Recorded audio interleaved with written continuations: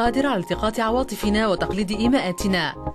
ذلك ما نكتشفه في معرض إينوروبو الذي نظم مؤخرا في ليون، واستقبل حوالي 200 عارض من 20 بلدا و15,000 زائر.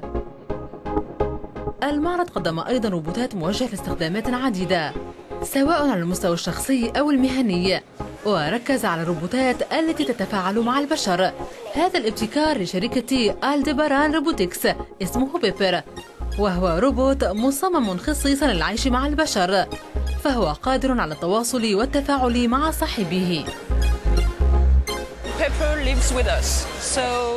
بيبر يعيش معنا، وعليه أن يفهم ما يحدث وأن يتكيف مع وضعية ما.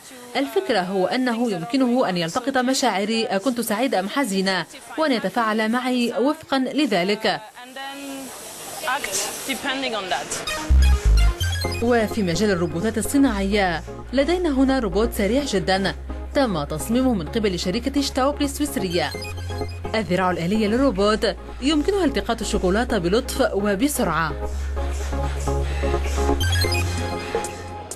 شركة إكزو أتلات ومقرها موسكو قدمت روبوتا على شكل هيكل خارجي ذكي يساعد على المشي، وموجه لمجال إعادة التأهيل الطبي وإعادة الاندماج في المجتمع.